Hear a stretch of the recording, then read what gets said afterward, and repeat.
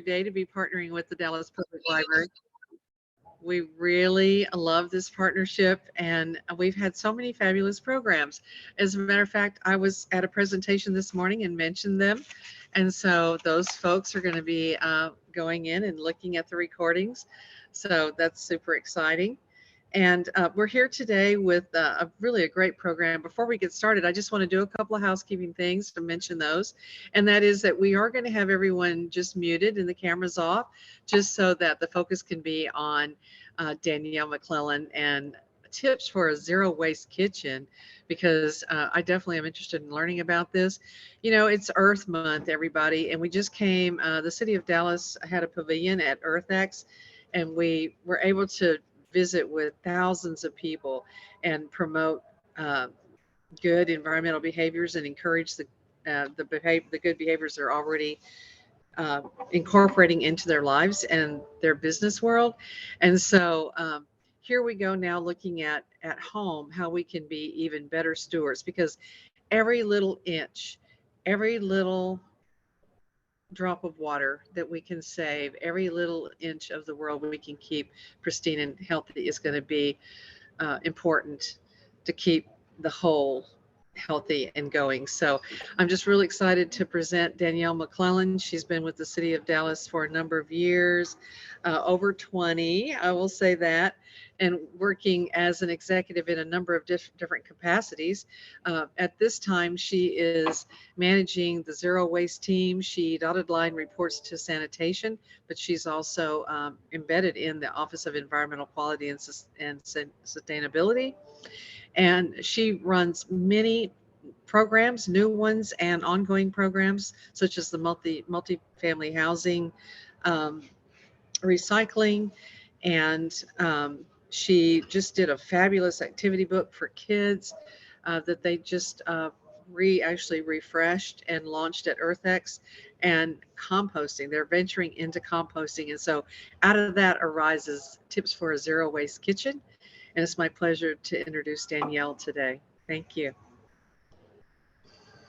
So good afternoon, everyone, and thank you for that kind introduction, Judy. But I've got to tell you, nothing happens in isolation. So everything that she gave me credit for, please know that I've got a team of some amazing waste warriors, or I should say zero waste warriors, who are actually doing all of the work that Judy referenced. So I will share our contact information, the contact information for our team at the end of this session. If you'd like more information on the City of Dallas's multifamily recycling ordinance, if you want more information on our curbside recycling audit program, where we literally go take a peek inside of people's recycling containers and help them learn better ways to recycle, just reach out to us and we'll be very happy to accommodate you. But as Judy said, today we are here to share tips for a zero waste kitchen.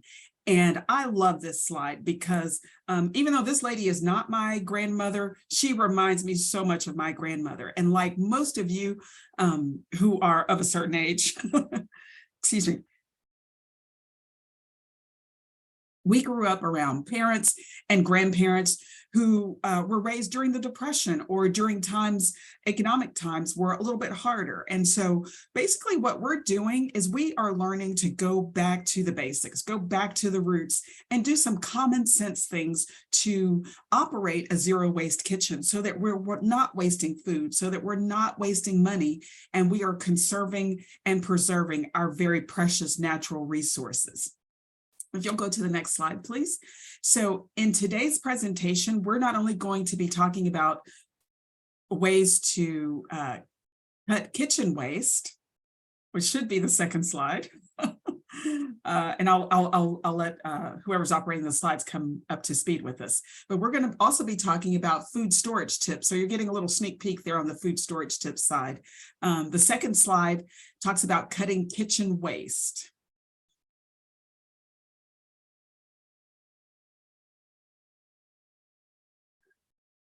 All right. I'll tell you what, how about I share my screen instead?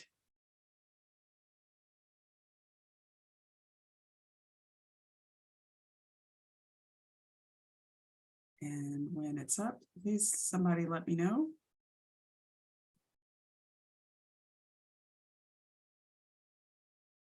Share.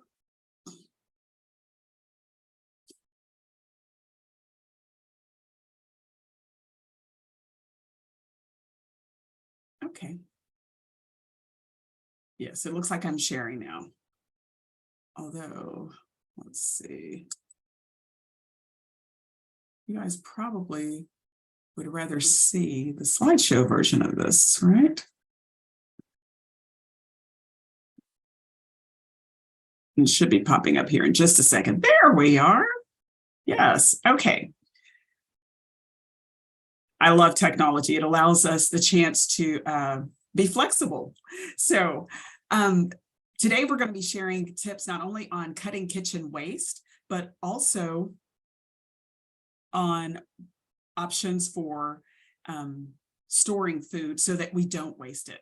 So our very first kitchen waste tip, and there are 10, and they're all on screen right now, because I want you guys to really soak this in. It's all really common sense stuff, but we'll talk through a little bit of it. The first way to cut kitchen waste is to buy in bulk and then to store those items in zero waste containers. And so what do we mean when we're talking about storing in zero waste containers? Well, that's pretty simple. Storing in glass bottles and jars that you already have at home, storing in reusable plastic containers that you already have at home. And again, notice I'm saying that you already have at home.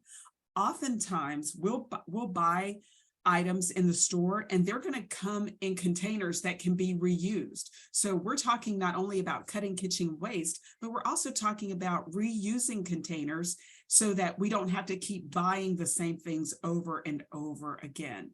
And there are a number of grocery stores, and it's not just, you know, those higher dollar grocery stores where you can buy items in bulk, the standard household, the standard kitchen supplies in bulk, but you can also get those at some of our moderate and lower price grocery stores like Winco. And that is one of my favorite grocery stores. And you'll hear me mention a couple of stores and outlets by name, and it's just to give you examples. This is not an endorsement, but just to let you know where some of these resources are available in your communities. Again, buying in bulk and then storing that food in zero waste containers. Some of the kinds of ingredients that can be stored in bulk are things like rice, dry beans, dry goods, spices, of course. With your spices though, let's make sure that if you're buying in bulk, that it's something that you actually use a lot of. We recently did a waste audit at my house, and that involves me looking into our trash can as well as into our recycling container to figure out how my family can do a little bit better. And I noticed that for reasons that I need to talk to my husband about, we use a whole lot of black pepper. And I think it's because he likes to barbecue and then freeze that meat. And so he uses a lot of pepper with his ribs and chicken and things like that he barbecues, not only for our family, but for other friends. So we go through a whole lot of pepper, and I'm seeing a lot of pepper containers. So we're starting to reuse those. And then also prepping. You can prep your meals just like these subscription-based services that some people use for food. You can prep your meals in advance. Not only does that save calories and save time, but it also cuts down on kitchen waste. When you do a meal prep, you organize your menu and you figure out, okay, this week I'm going to have, for example, chicken. And there are a number of ways that you can prepare chicken and have it over multiple meals. So you can grill or bake your chicken and then put it into containers along with vegetables, or you can decide that, you know, as you're planning your menu, and we'll talk about that too in just a little bit, but as you're planning your menu, just thinking about what kinds of ingredients do you need, and then only buying what you need. Again, you're going to hear a lot of these tips over and over. Another great way to cut kitchen waste is to switch to reusable utensils. You know, especially if you're planning to have a party at your house, or if you're having a gathering of friends at your house, or a spring event at your home, or maybe even a neighborhood or community association meeting where you are the host. So maybe a family reunion. Use the reusable utensils. Don't buy these plastic utensils because, again, or even the compostable ones, because that's all going to end up in the trash. And that's creating kitchen waste that you don't have to create. I mean, I don't know about you guys, but I don't know how many Mismax forks and knives and spoons I have, and then how many more I've inherited when my mother gifted me early her wedding china and her wedding set. So don't just wait for a special holiday. You know, every day is special. Don't just wait for Thanksgiving or Christmas to pull out those dishes. Use them now rather than using those disposable utensils in the kitchen. We also encourage you to stock up on reusable produce bags. And so those are a low cost and a low waste option. So when you're going grocery shopping, bring your bag with you. You know, it's hard to walk around the grocery store with, you know, grapes in one hand and apples and oranges in the other. And you may not want to put that into the cart without a bag, but let's skip that plastic grocery bag that is so convenient at the grocery store. You know, they're there for convenience, but convenience usually breeds waste. So stock up on your own reusable bags. I will tell you that if you are near a dollar store, and again, not necessarily the brand name dollar store, but if you're near a low cost generic good store, you can use laundry bags for produce bags, but just make sure that you mark them, because you don't want to accidentally, you know, have your delicate goods be used the next day, your delicate goods bag be used the next day for your onions and celery and that sort of thing. But stock up on reusable produce bags and make sure to leave some in the car, because, you know, again, convenience oftentimes gets us, and I'm saying us because I'm included in that. You know, I'm working on developing a better zero waste lifestyle, and sometimes I forget my bags because I brought them into the house. So just make sure to leave a few bags in each of your vehicles, and you'll always have them when you need them. Another great tip, and this one is my favorite, use towels instead of paper towels. You know, paper towels, again, are very convenient. It's easy to just tear one off. They've made it even convenient now that you don't have to waste the whole towel. You can have just a section of a towel. But instead of using those paper towels, use a reusable towel, and those can be washed and reused over and over again. And there are similar options for just, you know, wiping up the water from your kitchen table or from your countertops, and even washing dishes, using reusable towels rather than the disposable kind. And I will say, if you're not there yet, you know, and it's okay if you're not there yet, if you're not there yet and you're, you know, attached to your paper towels, please make sure that once you've used them, put them into your garbage container. Paper towels never belong in your recycling roll cart in the city of Dallas, okay? And if you have a home compost bin, if you only use that paper towel to wipe up some water or maybe another spill liquid, you can put that into your home compost bin rather than into the garbage can. But if you used it to, say, maybe polish your copper sink or to clean up something in the bathroom where you've used a spray cleaner, then don't put that into your compost bin at home. Put that into the trash, okay? We also encourage you to find a second use for food scraps. And again, you're going to hear us talk about this a whole lot. Most of the food scraps, those that are vegetable and fruit, can go into your home compost bin. And of course, if you have pets at home, you can create your own pet food by using your kitchen scraps, and that will also save you money. So get creative and find a second use for those food scraps. And then start a zero waste kitchen cleaning routine. And you may say, well, Danielle, what in the world are you talking about? So you can actually make your own kitchen cleaning products rather than having to buy products every time that you need them. So if you're looking to polish your clean your kitchen countertops or to degrease, there are some great recipes that my colleagues in the Green Dallas team have, and I know that they also offer training on teaching you how to create these special cleaners. And so you might want to reach out to Green Dallas at dallas.gov or Green Dallas at dallascityhall.com, or visit the Green Dallas website for some of those recipes. And again, that will cut down on the amount of kitchen waste that you generate. And then, of course, we talked about adding a pinch of recycling to your recipes. So if you are making something that calls for chicken, then maybe you have grilled chicken one day and you can put that grilled chicken into a salad the next day, or you can put that grilled chicken into a soup the next day. And that's, again, a way of recycling your ingredients. And then, of course, we talked about storing food properly. Let's see. So use more vegetables when you cook. Vegetables are less expensive to produce, transport, and to prepare than meats and a lot of the other things that we eat, and certainly those processed foods. When you use vegetables, you know what you're eating, you know what is in it, you know how much salt, how much sugar, because you put it all in there. And they're so versatile. They can be incorporated into any dish. So if you've got, kids at home, or if you got a spouse at home that isn't a big fan of, say, broccoli, you can always cut it up and hide it in things like spaghetti, right? So carrots, the same thing. It's very easy to what I call hide the vegetables. And so just get creative with your menu planning and incorporate these into your dish, and it'll be a healthier option for your family as well as for yourself.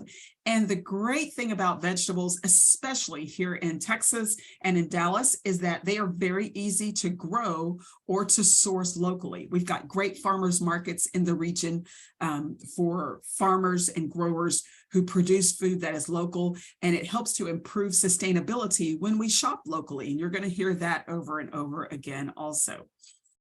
Similar to vegetables, when we consider serving better meat to our family, meat that has been traditionally raised has a very high carbon cost, and it's getting more expensive.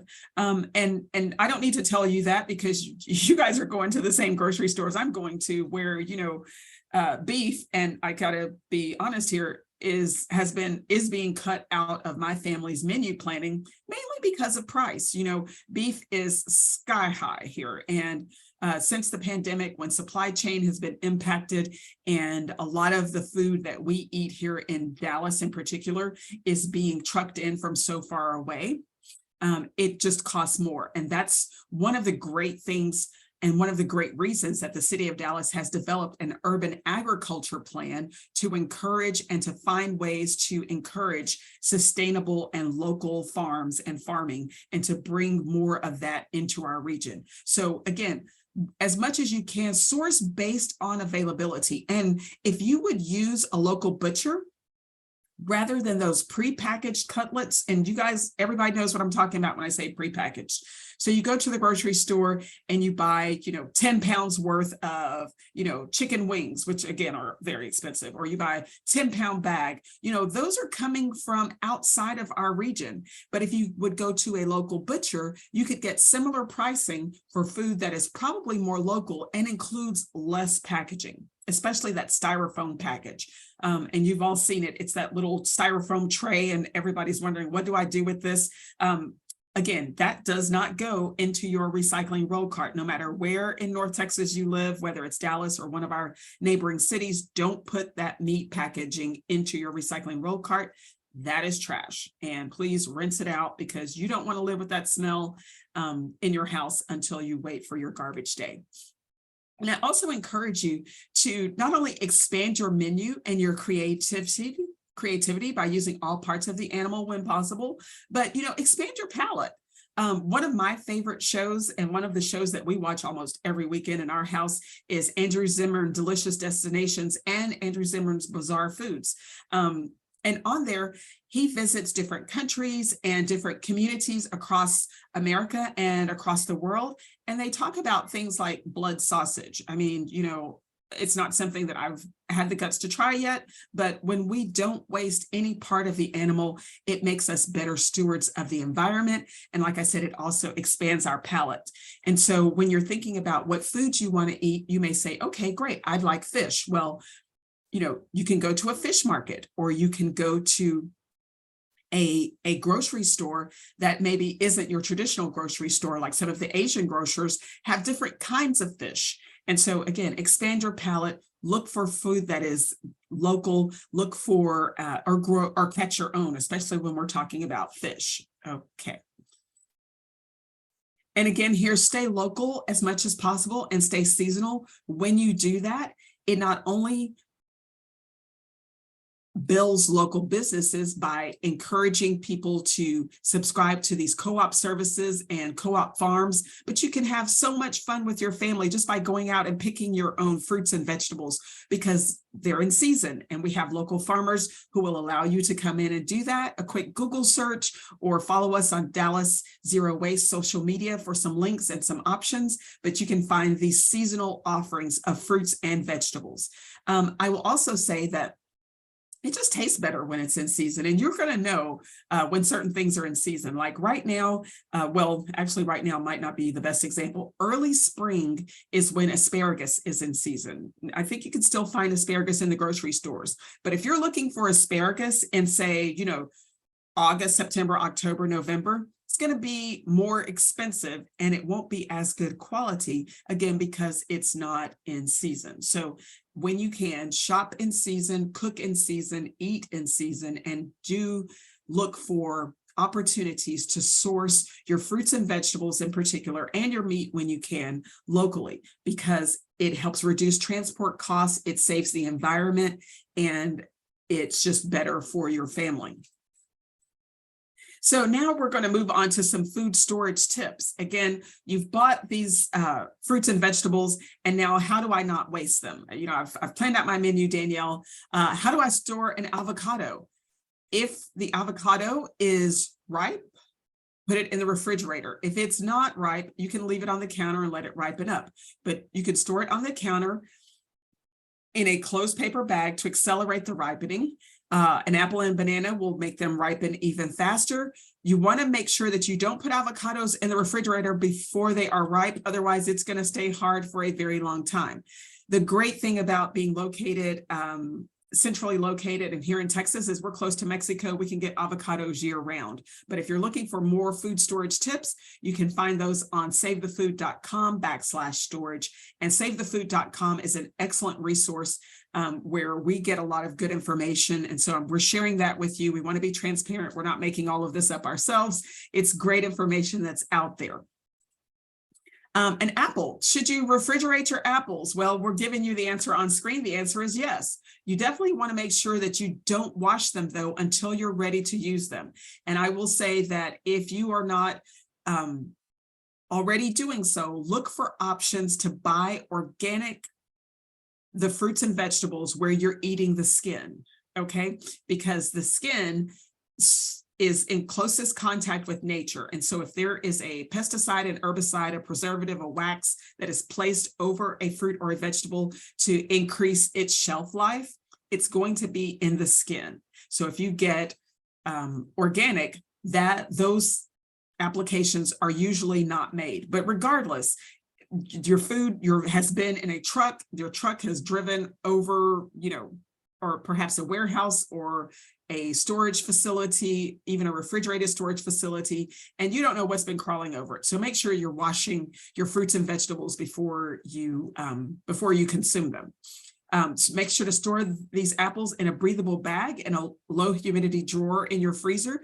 If you're not sure which one that is, most refrigerators, especially these days, have a little toggle on the produce drawer that you can switch either from fruits to fruit or to vegetable. And so just make sure that you're using the correct drawer. With apples in particular, you want to make sure that you're handling them carefully to prevent bruising. And also when you're in the grocery store, you know, there are so many different options that people use for trying to figure out if their apple is good or if their fruit is good, and it involves everything from thumping it to pinching it to squeezing it. But just be gentle, because know that whatever piece of produce or fruit you're handling, if you reject it and put it back in the pile, it's going to become someone else's. And so you don't want to be so aggressive with them, and definitely make sure that you're keeping your kids' little hands away from them as well. Just a little tip here, if you happen to have an apple tree or if you have a good source for apples, they usually ripen about 6 to 10 times faster at room temperature. and they can be refrigerated.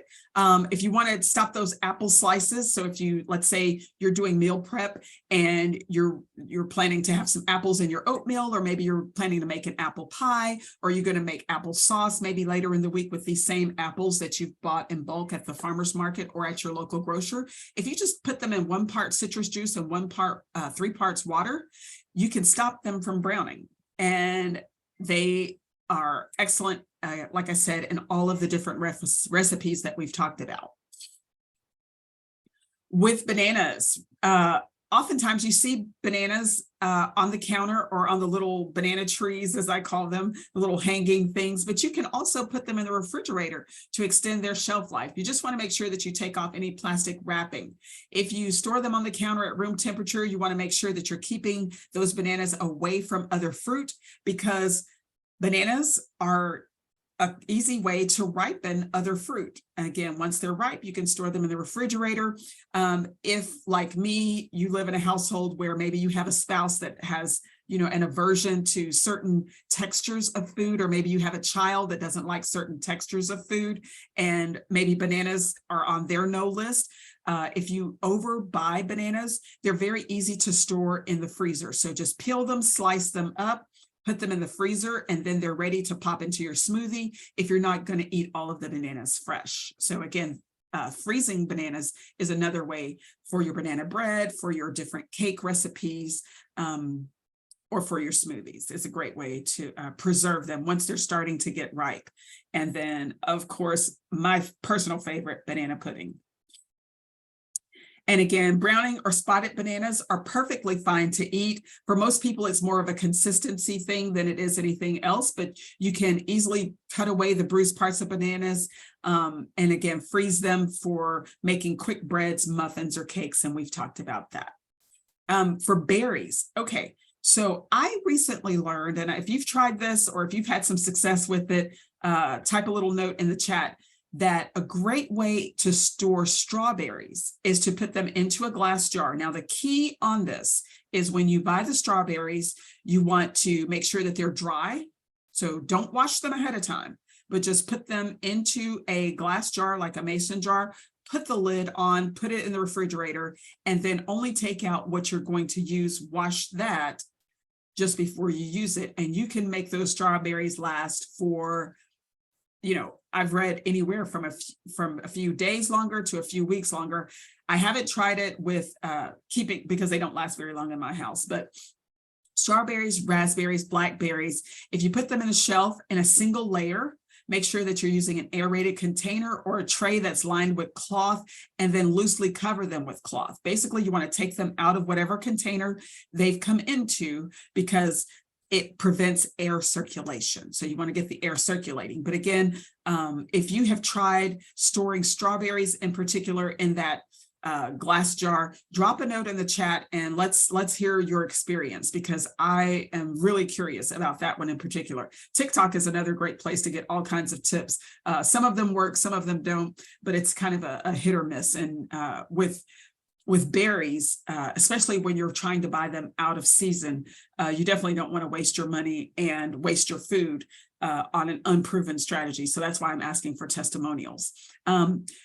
Berries are also great to grow. So again, living here in North Texas, they're pretty easy to grow. You can find them now in every nursery, every garden supply store, the plants. And this is the time of year, actually, I think they should probably have already been planted, but if you see some in the store, when you see them out, just try a few plants. It'll be a great experiment for your kids. And it's just something rewarding and some sense of accomplishment when you're able to make a blackberry cobbler from blackberries that you picked yourself or that you grew yourself. As a kid, I know I grew up in East Texas, and there were blackberry vines and bushes, the thorny kind, all over everywhere. And we would every summer pick blackberries and freeze them. And my grandmother would make cobblers and also jellies from those. So it's a great way to bond and also build the memory banks for your kids and your grandkids. And again, if a small amount of berries are in the container, if they start to show a little bit of mold, and it's normal, mold is just, penicillin waiting to be a good thing for us. You don't have to throw away every berry that's in the container. Just pick through, take out the ones that are bad, but do that right away because you don't want that spreading to the other food that is in the container, okay? Some food storage tips for bread. Now, this is one that I didn't know. I didn't know bread shouldn't be refrigerated until preparing for this presentation, because in our house, we don't eat a lot of bread. And so when I buy it, I get a hankering for, a sandwich or more often than not, a hot dog. Bad Danielle, I know. Yeah, I will buy like a 6-pack. There are just 2 of us in the house, and then I just put everything else into the refrigerator, and it's usually there for about a month, and then I end up, breaking it up and giving it to the birds. But you should not refrigerate bread. If you're going to use it within 2 days, the recommendation is to store it at room temperature in a bread box or a paper bag so that you don't lose moisture. Again, you don't want to keep it at room temperature in a plastic bag because that will encourage mold. And again, if you're going to take more than 2 days to eat the bread, just freeze it the way that you plan to use it. You can keep it in the refrigerator well wrapped, but only if you're planning to toast it. So if you're thinking to yourself, like I have been, I'll have a sandwich and I'll put it in the refrigerator. Well, I'm losing moisture by doing that. But if I wanted to make toast, putting it in the refrigerator is fine. So hopefully you've gotten that tip, and we're going to make this available on our website, the whole presentation as a PDF. And I think our colleagues at the library can also email you the PDF of this if you're missing any of these great tips. Artichokes. Okay. So artichokes can be refrigerated. And again, this is another one. You don't want to wash this one until you're ready to use it. So just slice a small bit off the end of the stem and sprinkle only that end with water and put it in an airtight container in the high humidity drawer of the refrigerator. We heard about that drawer already. I think we wanted to use that one for the apples. If you want to cook your artichokes, make sure that they are completely cooled before you put them in the refrigerator, okay? Onion, all right. I think this is probably a common sense one. We definitely don't want to put these in the refrigerator unless they've already been cut, okay? So you can keep your onion out in a cool, dark, dry, well-ventilated place.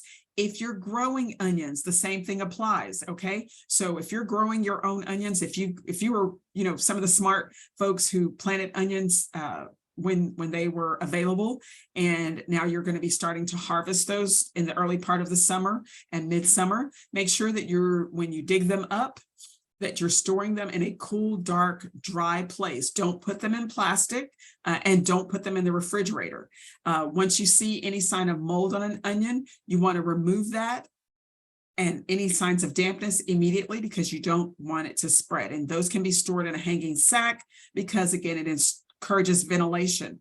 But definitely don't put onions and potatoes together because the onions will cause the potatoes to sprout. Again, if you're buying in bulk, potatoes come in bulk oftentimes. And so just keep those two separated, like some parts of your family at holidays. Some family members, you want to keep them away from each other because they tend to rub each other the wrong way. In this case, onions and potatoes, onions will make the potatoes sprout. Partially used onions, again, another common sense one, you want to put those in an airtight container in the refrigerator with the peel left on if possible. The other thing that you can do with onions is go ahead and cut those up and put them into a freezer bag. If you use them a lot in your soups or your chutneys or your other cooking recipes like we do in our house, we use a whole lot of onion in our house. I usually have a prep day, and if I've bought onion in bulk, if I've gotten a great deal on it, I'll just cut it all up. I do the same thing with celery. I just cut it all up.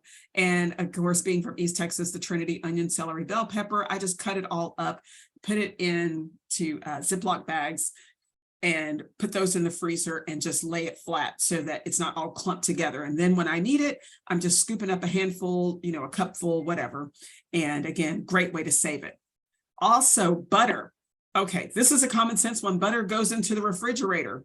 But if you're not using a whole lot of it and, put it in the freezer, it can be kept at room temperature, but only if you're going to use it for within a few days.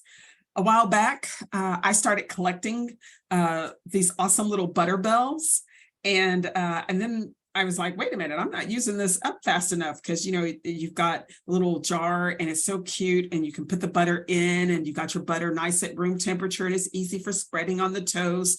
But if you're not using it up fast enough, go ahead and put it in the refrigerator in its original packaging in the cooler parts of the refrigerator. And quick tip, the cool part of the refrigerator is in most models near the top of the refrigerator, which is where you will also find that handy dandy little flip lid, usually in most refrigerators, just inside the doorway. And that's where the butter goes. Butter will absorb strong flavors and odors from their surroundings. And so again, if you put that butter into a closed container or leave it in its original packaging, yes, in the little paper wrap, as well as in the cardboard box, then you're going to lessen your chance of getting butter that's been infused with some other flavors. Now, if you like infused butter, and if you don't mind your butter tasting like onions, you might want to make it intentionally, or your butter tasting like garlic, you might want to make that intentionally, rather than letting it absorb your refrigerator flavors like, some baking soda. Beans. All right. So dry beans, again, common sense here. Let's not put that in the refrigerator. Definitely don't want to add certain ingredients to your beans until after they are fully cooked, because adding these things will stop your beans from getting tender, or it'll make you have to cook them longer, which wastes water, which wastes time. And so when you're making beans, don't put any salt, lemon juice, vinegar, tomatoes, chili sauce, ketchup, molasses, or wine into the pot until your beans are soft. Okay. You can pre-soak your dry beans before you cook them. You could soak them overnight. I know growing up again here in East Texas, the pinto bean is a staple in East Texas and Cajun and Louisiana cooking. But we would always soak those beans before we would cook them to save time.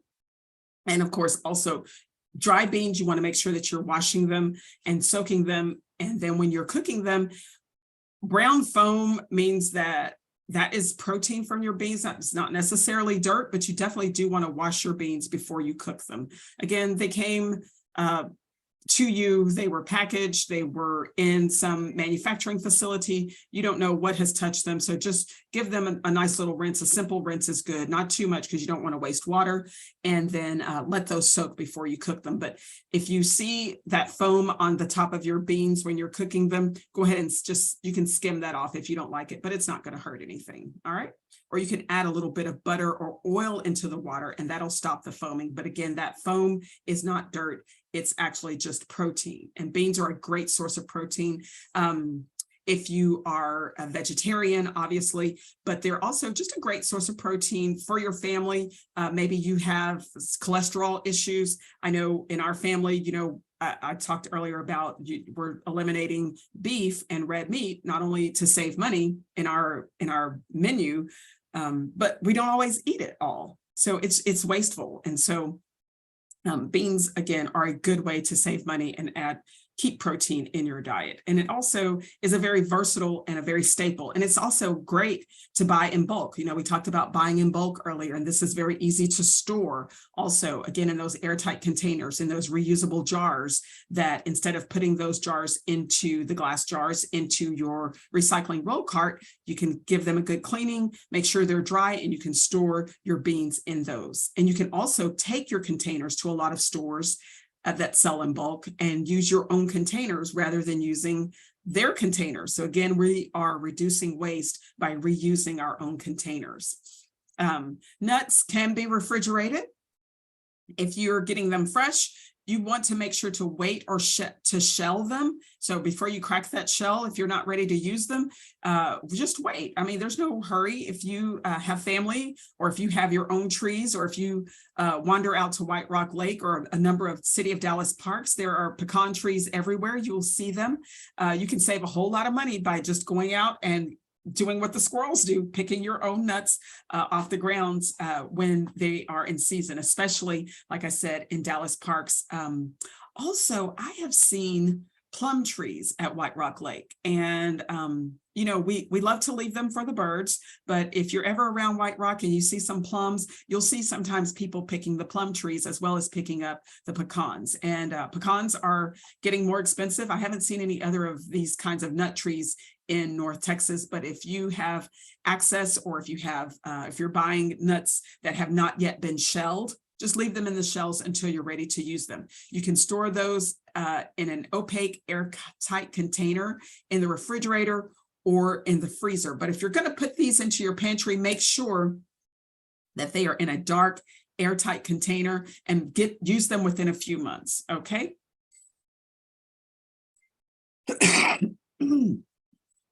Asparagus. We talked earlier about asparagus. It's a cool weather crop, and it usually is available in the spring, the early part of the spring, and it should definitely be refrigerated. You want to put those stalks in an upright dish or a bowl with just a little bit of water in the refrigerator shelf. The other way that you can store them, if you're not going to be cooking them immediately, and we recommend that you definitely buy as you're going to use it to reduce your kitchen waste, but you can wrap the ends in a moist paper towel and put those in a breathable bag, again, in that high humidity section. Asparagus will toughen pretty quickly when it hasn't been chilled. So make sure that if you are using asparagus that you have purchased, that you're going to put it in the refrigerator as quickly as possible. If you are growing asparagus, and asparagus will grow here in our region, in our growing zone, but harvest only as you are intending to use it, and then share with your neighbors. And so all of these tips that I have shared with you today are about reducing at the source. And you see here on screen the food recovery hierarchy. So the US EPA has said that the highest and best use of food, and we all know this, is to reduce it at the source. So if you plan your meals, if you reuse food, then you can reduce the volume of surplus food that you generate in your household. As we come down the hierarchy, the food recovery hierarchy, the least preferred method you see there at the bottom is landfilling and incinerating. So that's basically throwing away the food waste. Composting is next up on the list. It's the second least preferred option. If you have a home compost bin, if you're composting at home, obviously any any fruit and vegetable scraps that you have left over or bread, you can compost at home. You definitely don't want to put any meat or dairy or poultry items into your home compost bin, because those your home compost doesn't get hot enough to break those down to eliminate any pathogens. And also you don't want to feed Mickey and Minnie and their cousins, Rocky Raccoon. All right. Industrial uses. So let's say you fry your food a lot, or you're generating oil, then you can drop off your used grease. Don't put it down the container. You could put it into the garbage, but the better thing to do would be to drop it off at one of our convenient Cease the Grease drop-off locations. For more information about that, you can go to defendyourdrains.com, which is the city's website. Cease the Grease is the old name of the program, but you can go to defendyourdrains.com and find locations throughout the city of Dallas where you can drop off cooking oil rather than putting it into your trash can, and that cooking oil gets recycled. Of course, feeding animals, so you can divert food scraps to feed and donate them to local farmers. To, if you've got friends with chickens, excuse me, I have a friend, excuse me, I have a girlfriend who has chickens, and in exchange for my food scraps, and in exchange for the scraps from vegetables that I'm growing that maybe aren't as successful, I cut up the plants. You know, when the tomatoes are stripped from my tomato plants because the squirrels decided to eat them, I'm able to give that to my friend for her chickens. So feeding animals. And if you don't know where the chickens are in your neighborhood, just keep an ear out, because they usually lay in the early morning or the late afternoon, and you'll hear them laying. So just follow the sound of the chickens laying eggs. and make friends with those neighbors if you're growing your own vegetables at home. And then, of course, feeding hungry people. So donating extra food. You can donate food to organizations that feed people in need, even from your home kitchen. There is a federal law, it's called the Bill Emerson Good Samaritan Act, that allows you to donate your food without worry of being sued for that donation. And the Dallas Convention Center, or I should say Dallas's Convention Center, and its vendor who prepares food at the convention center does this. They donate food that is still good, so somebody can eat it. It just hasn't been consumed, or it hasn't been, it hasn't been used. They donate food to feed people. But again, the best way to save is to reduce it at its source. So plan your meals, plan out ahead of time what you're going to do. If you're going to buy in bulk, what am I going to do with this? Do I have, a few hours? Can I get the kids in the kitchen to help me cut this up? And I'm going to freeze it. Make sure you label everything that you put in your freezer. This is one I learned the hard way. It's like, oh, what is this? I don't know. I thought I was getting, I had some extra ground lamb. So I made some meatballs. Well, I didn't realize that my husband had smoked these meatballs. I thought it was just regular lamb meatballs that I could put into, a dish that I was planning to make. But when I thawed them out, well, lo and behold, those were smoked and they overpowered everything else. So I didn't use them for that purpose. But anyway, just make sure that you're labeling the things that you're putting into your freezer. And with that, again, if you would like to learn more ways to operate a zero waste kitchen, visit our website, DallasZeroWaste.com. You can email us at DallasRecycles@DallasCityHall.com. And I just wish you all the best in your journey to reducing waste and saving money. And that is all that I've got prepared. I'm happy to answer any questions that we might have. Judy, is there anything in the chat that we need to be looking at? Okay. Well, I just see someone put in there not to refrigerate your strawberries and raspberries and blackberries, and I may start doing that because I do notice, especially the raspberries, I get mold on them faster when they're in the refrigerator. Okay.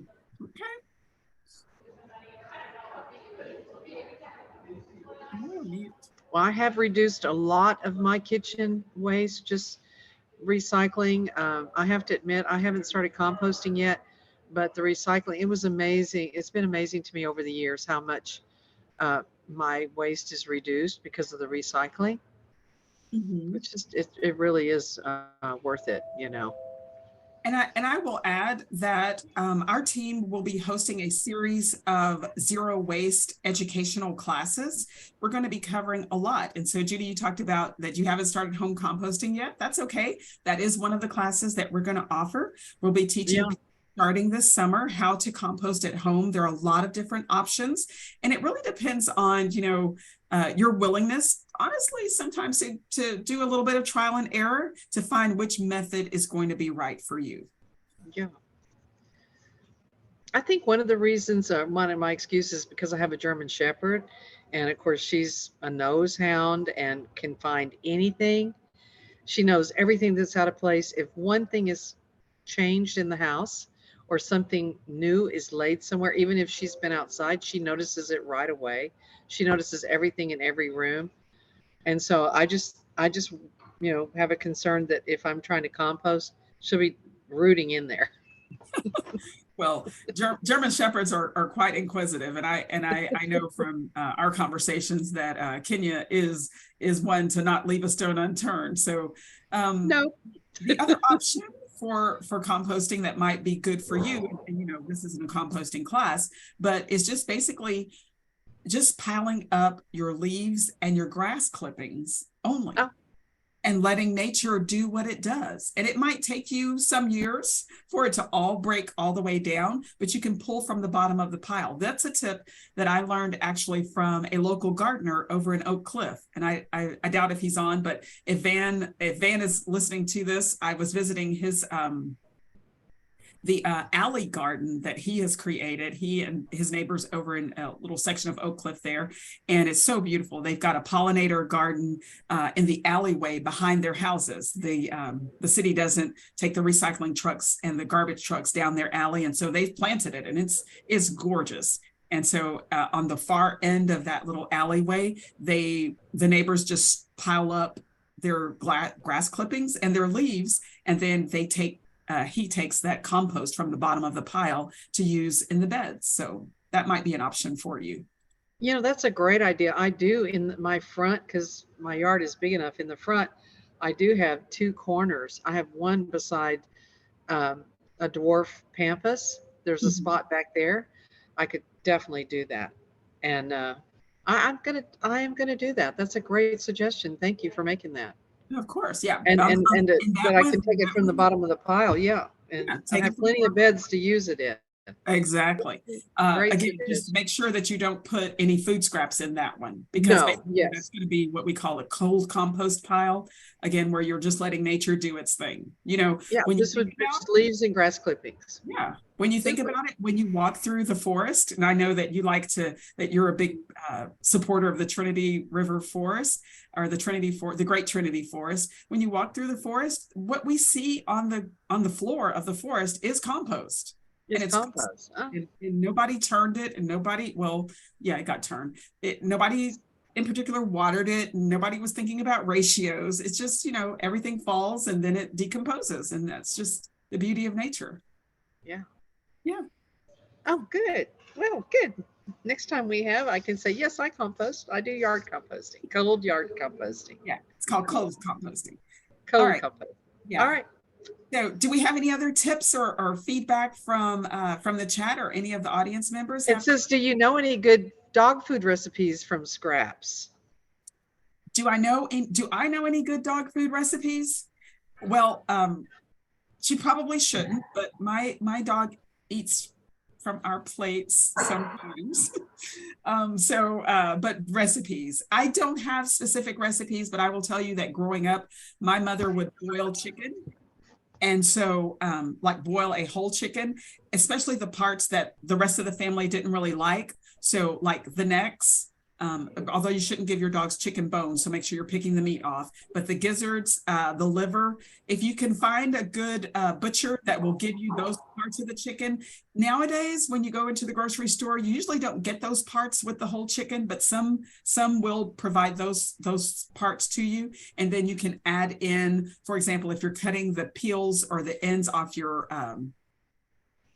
celery, when you buy the celery stalks, usually we'll cut the end, and sometimes that ends up in the trash. Very rarely do people cut all the way down to the end. The same thing with onions. You can use that to season your broth, your meat, or whatever it is that you're boiling for your pets. And then the same thing with carrots, in the food that we give her when we give her the processed food. And again, zero waste it's a process. You get there when you get there, but you keep trying stuff until you find it.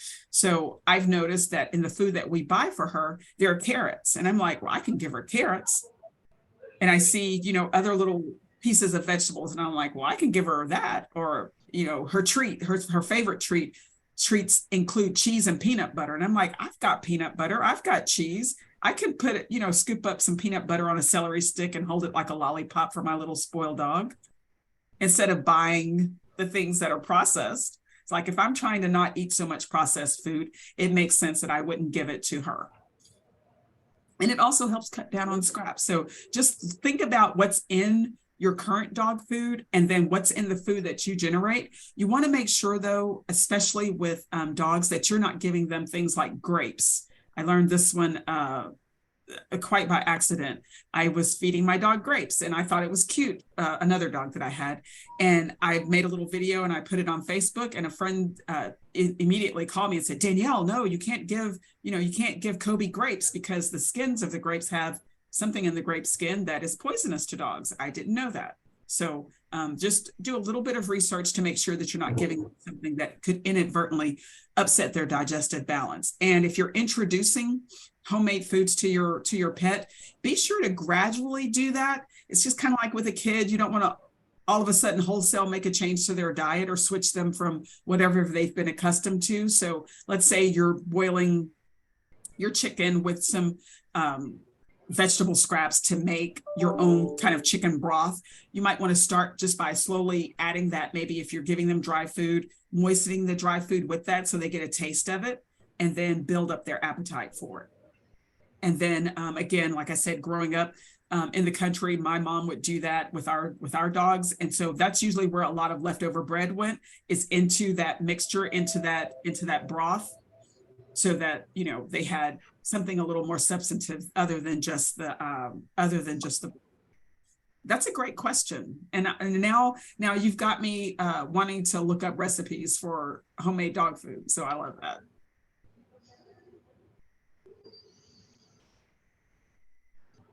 All right. Well, it has been a lot of great tips and things for us to think about and incorporate into our kitchens.